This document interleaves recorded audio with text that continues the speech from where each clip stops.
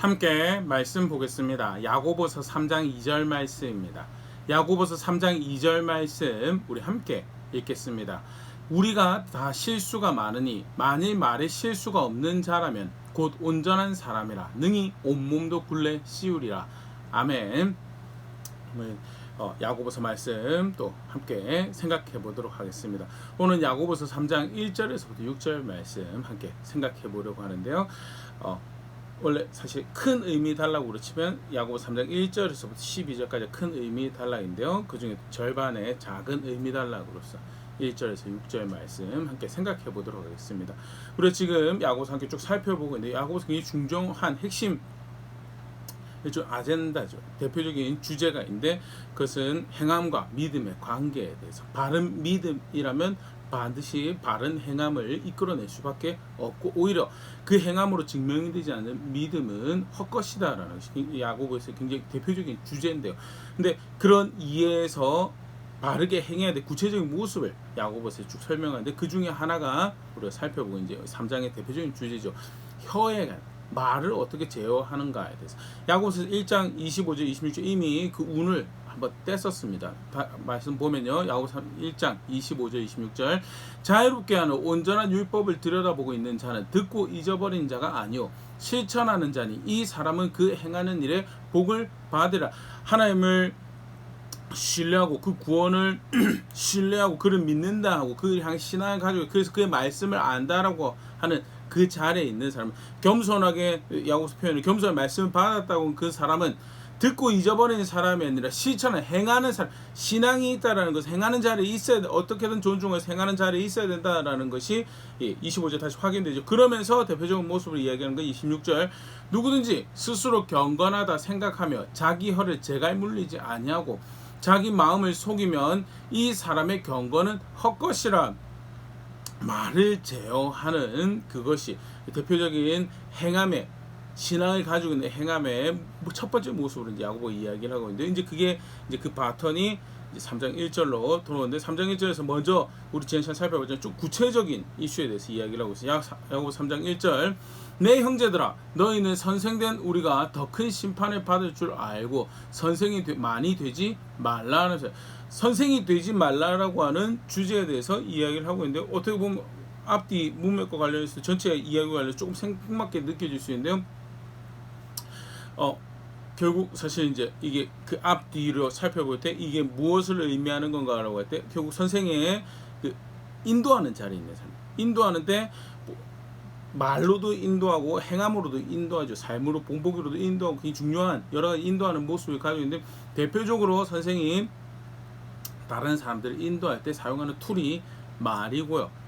그리고 선생으로서 인도를 하는 자리에 있으면서 그 말이 하나님 말씀을 하는 기쁜 시간대로 인도하지 못하는 그릇된 경험들이나 개인의 이해를 쫓는 그래서 결국 사실은 신앙의 유익이 되라고 이야기하는 건데 결국 자기 사람 만들고 있는 자기가 기뻐하는 뜻을 담아내는 반영해내는 어떤 결과를 만드는 인도를 한다면 그건 굉장히 사실은 그릇된 인도죠. 그런 측면에서 말에 대해서 새로운 이야기를 펼쳐가는 일종 오프닝으로 이 이야기를 하고 있는 것을 우리가 볼 수 있고요.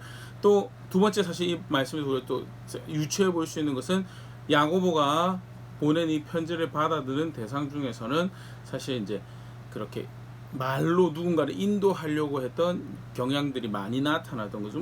사실 이제 선생님이라고 하면 다양한 문화에서 많이 존경받는 사람 입장이죠. 박수받고 칭송받는 자리에 있는 사람이기 때문에 선생이 되는 것을 사실 흠모하는 좋은 선생이 되고자 하는 열정, 그 보람 있게 생각하는 그런 경향들이 많이 있는데 유대인들도 마찬가지였고 초대 교회도 마찬가지였던 것 같아요. 근데 그게 건강하게 사실은 모든 지난주에 우리 살펴봤죠. 모든 성도는 선생이 되어야죠. 마태복음 28장 20절 내가 너에게 분부한 모든 것을 가르쳐 지키게 하라. 볼지어다 내가 세상 끝날까지 너희와 항상 함께 있으리라 하시니라. 예수님께서 가르쳐 주신 것은 예수 그리스도의 복음과 더불어서 그 복음을 믿는다고 할 때 그 소망을 두고 있을 때 예수 그리스도 주로 아는 그 삶을 받은 말씀이 있죠. 그걸 따라 우리가 살아가고요. 그걸 또한 가르쳐야 되는 책임이 있는 게 모든 제자, 모든 성도의 모습인데 그런데 가르친다라고 하면서 그릇된 인도를 하게 되는 거예요. 무엇을 가르친 그 선생이 되어야 되는 그 모습에 대해서 너무 가볍게 생각하고 내가 진리로 인도하고 하나님께로 인도하고 있는 건지 아니면 내 경험으로 인도하고 있는 건지 이러니까 문제가 해결되니까 편해지더라는 것을 그쪽으로 인도해 가고 있는 건지가 사실 분별이 안 되는 우후죽순으로 소위 이제 조언하고 가르치고 인도하는 그런 경향들이 공동체 안에 있었던 정황을 우리 사실 유추해 볼 수 있죠. 그래서 그런 측면에서도 이런 표현을 사용한 것이 아닌가라고 볼 수 있는데요. 그런 이슈에서 이제 오늘 우리가 이것도 2절로 이제 왜 선생이 그 선생이 되는 것을 그렇게 말로 누군가를 인도한다는 거에 있어서 그렇게 가볍게 여기지 말아야 될 것에 대해서 이야기를 하는가. 이제 3장 2절 좀 전에 읽었던데 우리가 다 실수가 많으니 만일 말에 실수가 없는 자라면 곧 온전한 사람이라 능히 온몸도 굴레 씌우리라면서 말에 실수를 많이 할 수 있는 부분에 대해서 언급을 하면서요. 말을 잘 제어한다. 혀를 제어한다는 게 말을 잘 제어하는 것은 결국 온전한 사람이 되는 굉장히 중요한 모습인 것에 대해서 여기서 온전하다라는 것은요. 성경에 기록되는 온전한 거죠. 그래서 내가 생각하는 내 임의 기준에서 이것이 완벽해 흠없어 그걸 아니고요. 하나님의 온전하심을 담아내는 온전함을 이야기하는 거죠. 비슷한 표현을 우리가 하나 보일 수 있는 게 마태복음 5장 48절 그러므로 하늘에 계신 너희 아버지의 온전하신 같이 너희도 온전하라. 거룩하신 하나님 백성이 거룩해야 되는 것이 온전하신 하나님 백성이 온전해야 되는 것이 우리 신앙의 지향성이고 방향성이고 우리 살아가야 추구해야 될 모습이죠. 실제로 그렇게 추구한다면 말을 제어하는 자리에 있어야 할 것이다라는 온전한 사람이 되는 것 실제로 또 하나님 뜻을 온전한 뜻이라고 표현하는데요. 로마서 12장 2절 너희는 이 세대를 본받지 말고 오직 마음을 새롭게 함으로 변화를 받아 하나님의 선하시고 기뻐하시고 온전한 뜻이 무엇인지 분별하도록 하라. 하나님의 온전하심을 담고 그 하나님의 온전한 뜻을 살아내는 것. 성경에서 온전한 사람이 돼 내가 세워 돈은 이 정도 벌고 이런 모습에 이런 가정을 이루고 이런 삶을 살아가면 complete 성숙하고 온전한 삶을 퍼펙트한 라이프를 이루었다라고 그걸 이야기하는 게 절대 아닙니다. 하나님 앞에서 사실 바울도 비슷한 표현을 하나 사용하겠죠. 에베소 4장 13절 우리가 다 하나님의 아들을 믿는 것과 아는 일에 하나가 되어 온전한 사람을 이루어 그리스도의 장성한 분량이 충만한 데까지 이르리니 믿는 것과 아는 그를 존중하고 살아가는 것에 하나 그래서 온전한 사람을 이루고 그 온전하다는 것이 기준이 어디냐 그리스도의 장성한 분량 그게 신앙이 성숙한 거고 신앙이 자라가는 거고 신앙은 실제로 예수 그리스도를 바르게 믿고 있다면 그렇게 성숙해져 가야 되는 게 사실 신앙이다라는 것을 간접적으로 시사를 하면서요. 오늘 본문에서도 이야기하는 야고보가 쓰는 온전한 사람이 된다라는 것이 바로 그런 것을 의미하는 하나님의 온전하신 그리고 그 뜻을 담아내는 사실은 표현이 조금 다르게 하면 이렇게 거룩함을 이야기하는 것과 동일한 그런 뉘앙스를 가지고 있는 정황도 사실 보일 수 있죠. 분명한 것은 말을 제어하는 목적이 뭐냐라고 할 때 그거는 온전한 사람이 되기 위해서다. 하나님의 온전하심을 드러내는 그런 자리에 있기 위해서 그렇다라는 것. 그러면서 실제로 이 말이 얼마나 파괴적인지를 쭉 설명을 해갑니다. 이런 목적을 이루어야 되는데 이런 목적을 이루어가기 위해서는 우리가 사실은 말을 잘 제어하고 혀를 잘 다스려야 되는 그리고 선생이 섣불리 사실 말을 사용해서 다른 사람에 영향을 미치는 그런 자리에 서려고 하는 거 그거 굉장히 사실 경각심 가져야 된다는 게 다시 3장 1절이고요. 그렇게 이제 흘러가면서 이제 그다음 논지가 실제로 이 말이 어떤 역할을 어떤 말을 제어한다라는 것이 또 이 혀가 어떤 영향력을 가지고 있는가에 이제 비유로 한 3가지 정도를 이야기를 하고 있는데요. 첫 번째 야고보서 3장 3절 우리가 말들의 입에 재갈 물리는 것은 우리에게 순종하게 하려고 그 온몸을 제어하는 것이라면서 내가 원하는 내가 의도한 대로 가축을 대표적으로 말을 얘기하는데 다른 가축들도 포함이 되겠죠. 동물을 이끌고 가려고 할 때 사용하는 수단이 재갈을 물리는 거죠. 근데 사실 아주 자그만 도구지만 그걸 잘 해가지고 하면 결국 그걸 해가지고 우리 뜻하는 대로 의도한 대로 이끌어갈 수 있다라는 거예요. 작은 재갈이지만 그거 가지고 그 온몸을 제어할 수 있다. 말을 제어한다는 건 바로 그런 효과를 가지고 있다는 거. 굉장히 흥미로운 비유인데요. 계속 사실 그 비유가 등장합니다. 야고보서 3장 4절 또 배를 보라. 그렇게 크고 광풍에 밀려가는 것들을 지극히 작은 키로서 사공의 뜻대로 운행하나님.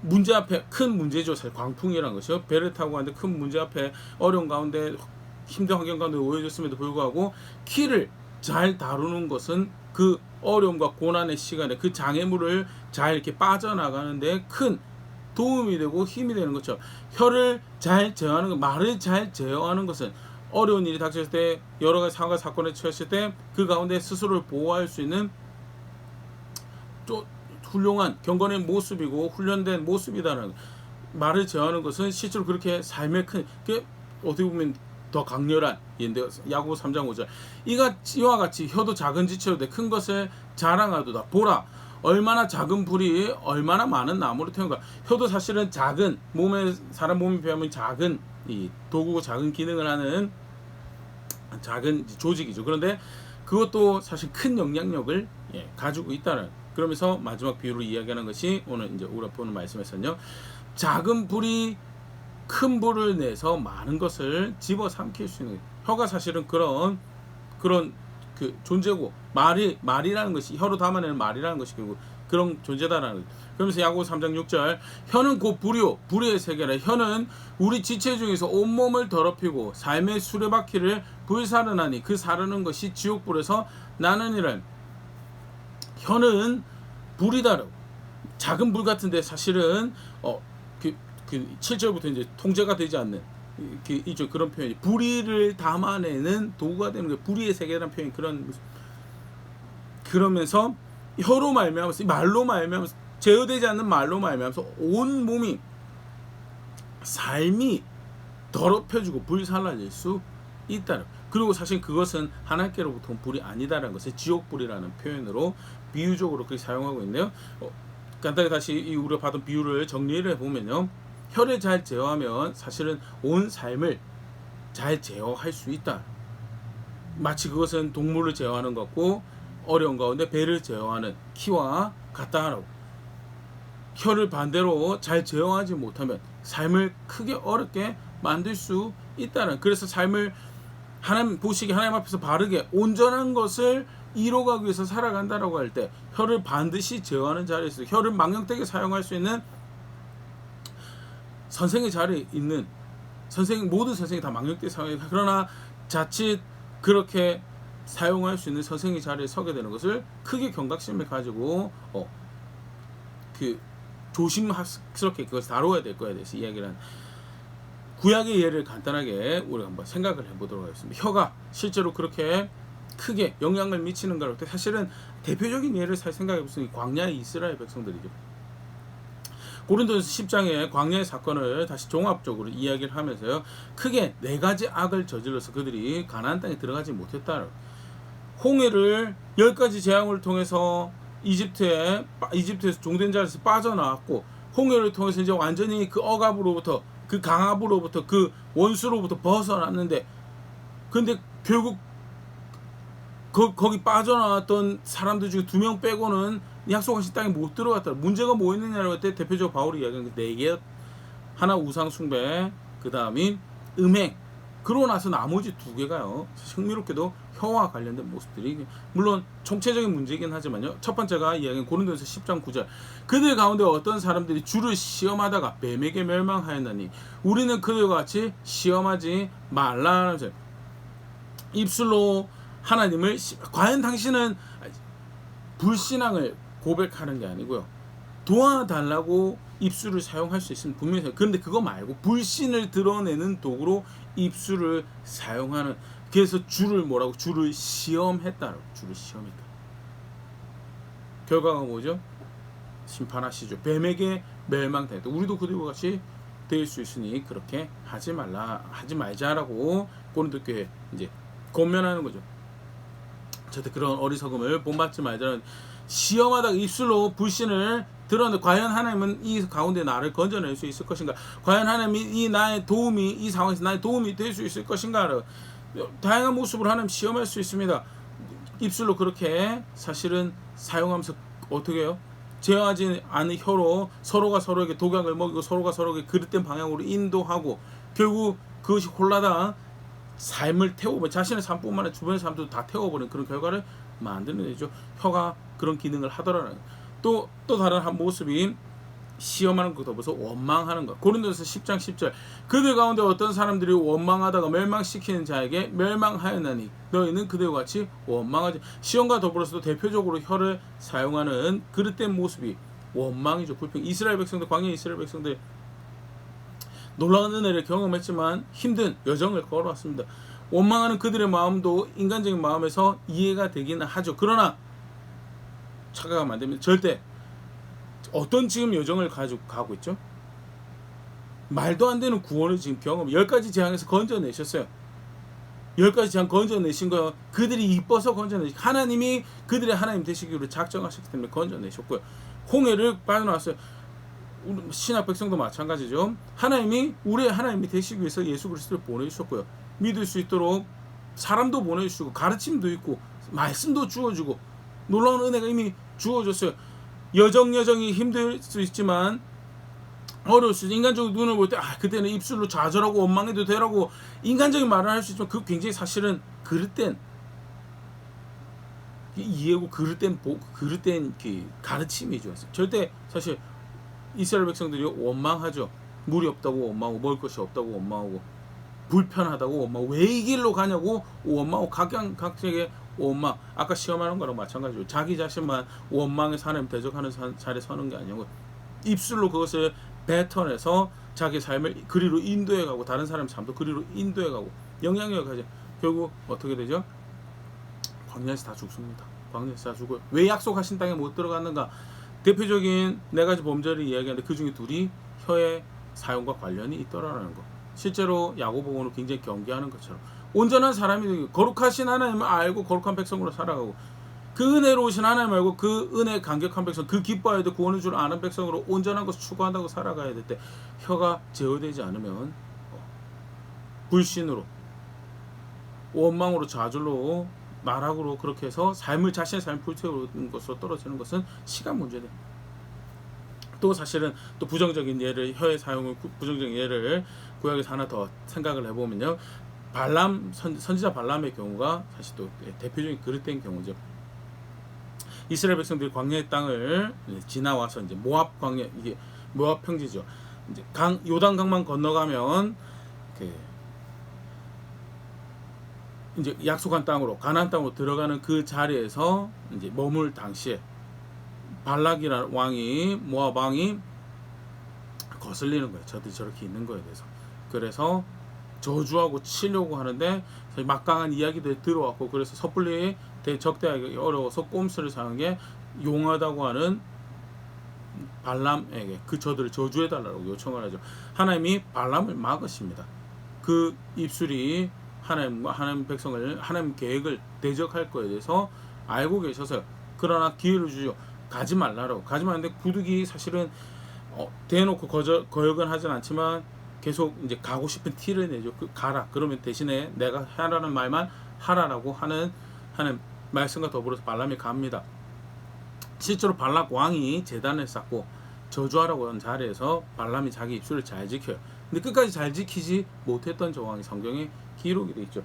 요한계시록 2장 14절 그러나 내게 2가지 책망할 것이 있나니 거기 내게 발람의 교훈을 지키는 자들이 있도다. 발람이 발락을 가르쳐 이스라엘 자손 앞에 걸림돌을 놓아 우상의 제물을 먹게 하였고 또 행음하게 하였느니라. 세 차례 성경 이제 민수기 기록에는 세 차례 제사를 하고 마치 발람이 그냥 떠난 것처럼 이렇게 보이는데 정황상 볼 때 그리고 바알보올 사건이 벌어지거든요. 발람이 발락에게 강경 깨를 줍니다. 저주하기보다 그들이 하나님을 거역해서 그들이 심판의 자리를 자초하도록 그래서 음행하는 덫을 우상의 제물을 먹게 하는 덫을 그 앞에 놓고 발람의 계획대로 발람이 던져준 꾀대로 실제로 바알보올의 사건이 벌어지죠. 그래서 하나님이 하나님 백성을 치시는 그런 사건이 벌어지고 비느하스의 하나님의 질투 거룩한 분노가 이스라엘 백성들의 속죄가 되는 그런 사건이 이제 발생을 하게 되는데요. 발람이 분명히 하나님이 경고하시면 그 입술 잘 지키라고. 그런데 그 사실은 이제 발락이 제공하는 명예와 발락이 제공하는 재물에 마음이 어두워졌다라고 또 다른 성경에 그렇게 표현이 되어 있는데요. 발람이 그렇게 해서 하나님을 대적하기로 서고요. 결국 어떻게 되느냐? 하나님이 일단 먼저 심판의 대상이 된 이스라엘 백성이 치시지만 그 다음에 그 이스라엘 백성들의 칼을 통해서 하나님이 대적한 발락과 발람을 치시죠. 이스라엘 백성 손에 이스라엘 백성 칼에 그 하나님의 심판에 발람이 결국 죽게 되는, 불의한 재물을 사랑하고 불의한 명예를 사랑하고 하나님보다도 그걸 선택해서 그 입술을 하나님 대적한 것이 결국 그 삶을 불태우는 자리에 이르게 되는 거에 대해서 입술의 사용력, 오늘 야고보가 경계한 것, 충분히 사람의 삶을 불태우고 오히려 그것을 제어를 잘 하는 것은 그 삶을 온전한 자리로 이끌어가는 모습이죠. 그래서 지속적으로 경각심 가지고 훈련하고 다스려 가야 될 중요한 삶의 요소가 되고 사람의 기관이 되는 거죠. 자, 이까지만 보면요, 그러면 입술의 표현만 잘 지키면 되는가 하는 그런 생각도 조금 들기도 합니다. 개인적으로도 오늘 말씀 준비하면서요, 과연 표면적으로 입술의 표현만 잘, 사실은 입술의 표현만 잘 지켜도 굉장히 훌륭하죠. 훌륭합니다. 말이 정말, 유대인들도 사실 그런 전통이 돼. 입술의 범죄를 안 저지르지 않은 사람이 없다라고 이야기한, 사소하게 입술을 놀려서 크고 작은 여러 가지 하나님을 거역하는, 대적하는 범죄를 저지른다는, 실제 우리의 모습이 그렇고요. 그래서 입술 입술 자체만 잘 지키는 것으로도 굉장히 사실 큰 싸움이고 큰 훈련이고요. 온전한 사람들이 우리가 반드시 치러 가야 될 싸움인데, 하나 조금 더 생각을 해보면 입술의 문제가 과연 입술만의 문제인가라고 할 때, 무례한 말이 또는 또 음란한 말이, 거짓을 고하는 말이, 속이는 말이, 남을 공격해가지고 그거 가지고 재미를 느끼는 그 말이, 결국 그 말 자체가, 말만 문제가 있는 거, 표현 자체만 문제가 있는가라고 할 때 사실 그렇지 않다는, 그 말은 무엇을 담고 있는 가. 무례한 표현도 사실은 내 마음은 그렇지 않은데 내 표현이 그래서 그래라고 변명하는 그런 이야기들 들어보실 수 있는데, 근데 사실은 그 무례한 표현이라는 자체도 결국 사람을 무례하게 대할 수 있는, 거기에 경각심이 떨어진 조심성이 없는 그 마음의 자세를 반영하는 거죠. 실제로 예수님이 마태복음 15장 그런 말씀을, 마태복음 15장 17절에서 20절, 입으로 들어가는 모든 것은 배로 들어가서 뒤로 내버려지는 줄 알지 못하느냐. 입에서 나오는 것들은 마음에서 나오나니 이것이야말로 사람을 더럽게 하느니라. 마음에서 나오는 것은 악한 생각과 살인과 간음과 음란과 도둑질과 거짓 증언과 비방이니 이런 것들이 사람을 더럽게 하는 것이요, 씻지 않는 손으로 먹는 것은 사람을 더럽게 하지 못하느니라. 예수님 제자들과 예수님과 예수님 제자들이 이제 그